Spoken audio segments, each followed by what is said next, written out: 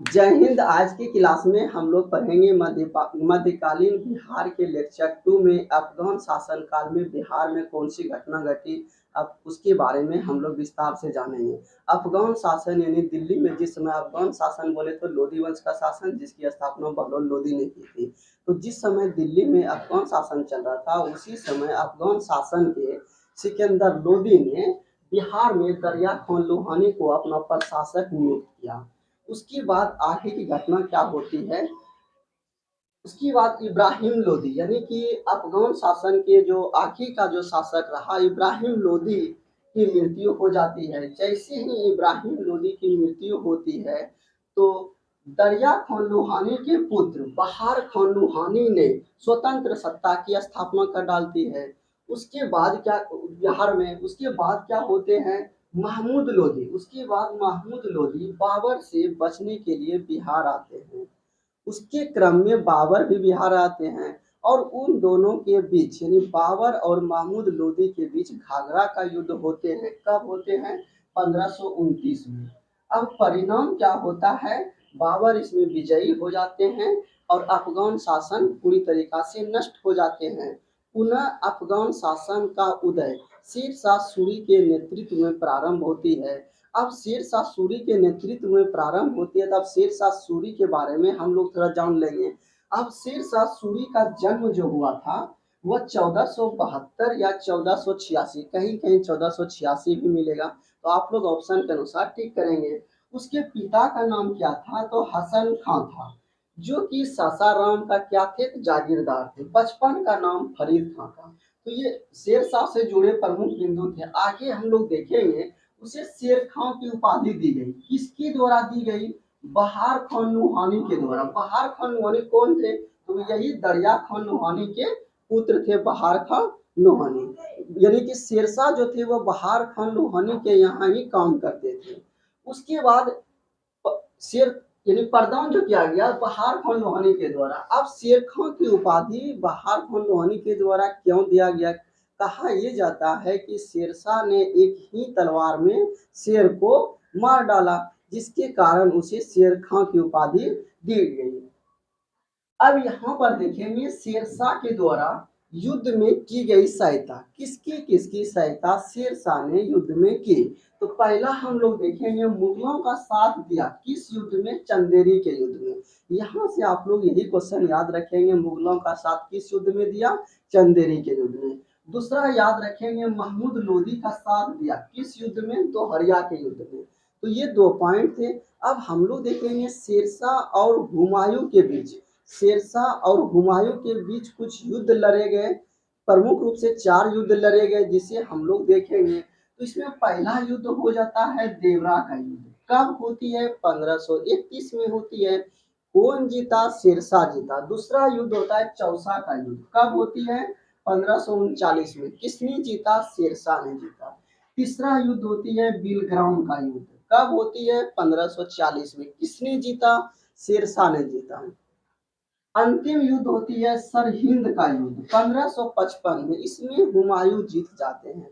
यानी हुमायूं और शेरशाह के बीच 4 युद्ध होते हैं, जिसमें 3 युद्ध शेरशाह जीते और अंतिम युद्ध हुमायूं के द्वारा जीत लिया जाता है। उसके बाद देखेंगे चौसा के युद्ध के बाद शेरशाह ने क्या क्या किया, यानी चौसा के युद्ध की विशेषता। तो चौसा के युद्ध जीतने के बाद शेरशाह ने यानी शेर खान ने शेरशाह की उपाधि धारण की। तो क्वेश्चन ये पूछा जाता है शेर खान ने शेरशाह की उपाधि कब धारण की? तो चौसा के युद्ध के बाद। उसके बाद देखेंगे अपने नाम का खुतबा पढ़वाया तथा सिक्का भी चलवाया। खुतबा ये होता है कि जो मुसलमानों का यानी कि जो बड़े, इसको क्या बोलते हैं, जैसे कि बड़े बाबा जो बोलते हैं या उससे बड़े जो खलीफा पद जो होते हैं उससे जो है अपना नाम के आगे खुतबा पढ़वाया, यानी अपना नाम का क्या किया? गुणगान करवाया। इसी को हम लोग बोलते हैं खुतबा पढ़वाया अपने नाम का। उसके बाद यहाँ पर देखेंगे अपने नाम का खुतबा पढ़ा। खुतबा बोले तो आप बड़ाई करवाया, इसे आप लोग याद रखेंगे। खुतबा पढ़वाने का अर्थ हुआ कि अपने नाम का जोर जोर प्रचार करना, बड़ाई करना। ठीक है। उसके बाद देखेंगे सिक्का चलवाया। उसके बाद देखेंगे क्या हम लोग शेरशाह का राज्याभिषेक आगरा में होती है विधिवत रूप से। कब होती है? 10 जून 1540 को। तो यहाँ से ये क्वेश्चन बन जाता है कि शेरशाह का विधिवत राज्याभिषेक कब होती है? 10 जून 1540 को। कहाँ होती है? आगरा में। अब शेरशाह ने मारवाड़ के युद्ध में कुछ कथन बोले। जिस समय मारवाड़ का युद्ध हो रहा था उस समय शेरशाह के द्वारा एक कथन कहा गया जो एग्जाम में पूछा जाता है। क्या कहा गया? कि मैं मुट्ठी भर बाजरे के लिए लगभग हिंदुस्तान का साम्राज्य खो चुका था। तो ये कथन उनके द्वारा कहा गया था। किस युद्ध में? मारवाड़ के युद्ध में।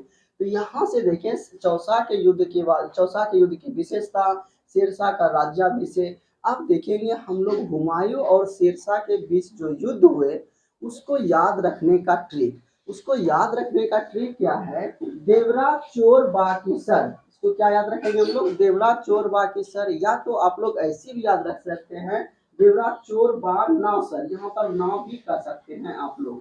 क्या कर सकते हैं? नाव सर। तो अब यहाँ से देखेंगे देवरा से देवरा का युद्ध हो गया, चोर से चौसा का युद्ध हो गया, बो से बिलग्राम का युद्ध हो गया, को से कन्नौज या नो से नोज। ऐसे होता है ना, नोज उसमें उच्चारण होता है नोज। तो यहाँ पर की या नोज दोनों आप दे सकते हैं। तो देवरा चोर बाना सर, सर से क्या हो गया? सरहिंद का युद्ध। इस तरह से हुमायूं और शेरशाह के बीच जो युद्ध हुए उसको याद रखने का ट्रिक बना है।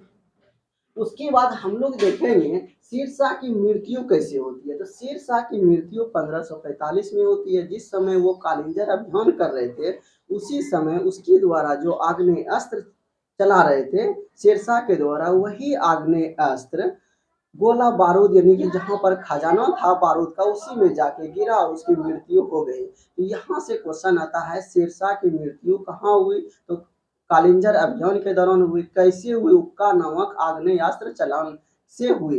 मृत्यु कैसे हुई? उक्का नामक आग्नेयास्त्र से हुई। तो यहाँ से शेरशाह से जुड़े हम लोग प्रमुख बिंदु देखें। आगे कुछ बिंदु और रह गए हैं, इसे हम लोग पढ़ेंगे। आप लोग तब तक इसे नोट करें। अब हम लोग देखेंगे कि शेरशाह के मकबरे और शेरशाह के द्वारा निर्माण किए गए प्रमुख कार्य। तो शेरशाह के मकबरे की क्या विशेषता है, यहाँ से एक क्वेश्चन पूछा जाता है। और शेरशाह द्वारा निर्माण कार्य यानी शेरशाह के द्वारा कौन कौन से कार्य किए गए इसके बारे में भी हम लोग जानेंगे, जहाँ से एक क्वेश्चन बन जाता है। अब हम लोग देखेंगे पहले शेरशाह के मकबरे की क्या विशेषता थी। तो शेरशाह का मकबरा कहाँ है? सासाराम में। सासाराम किस जिले में है? तो रोहतास जिले में। उसके बाद यह किस शैली में बना गया है? तो इंडो इस्लामिक शैली में निर्मित है।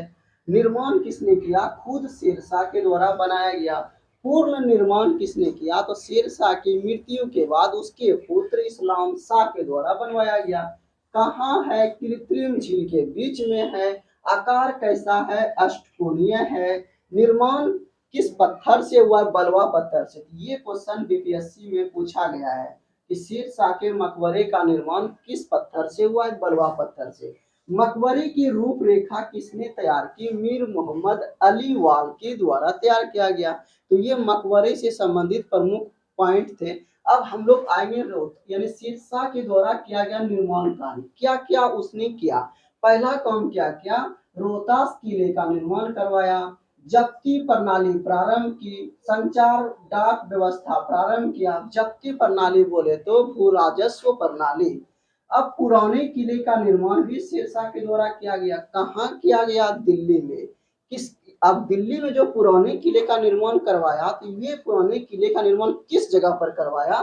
तो हुमायूं द्वारा निर्मित दिल पनाह को तोड़कर, जिससे हुमायूं गिरकर मर गए थे उसी को तोड़कर उसने पुराने किले का निर्माण करवाया। इसी किले के अंदर किला ए कुन्हा नामक मस्जिद का निर्माण करवाया। तो निर्माण कार्य से जुड़े प्रमुख बिंदु कौन कौन से हो गए?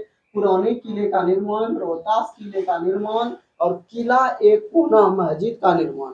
तो यहाँ से हम लोग देखें कि मध्यकालीन बिहार के लेक्चर 2 में शेरशाह से जुड़े प्रमुख बिंदु, अफगान शासनकाल में बिहार में कौन सी घटना घटी, इसके बारे में हम लोग डिटेल से जाने। उम्मीद है कि आप सभी को ये वीडियो अच्छी लगी होगी। अगर ये अच्छी लगी तो लाइक और शेयर जरूर करें। धन्यवाद।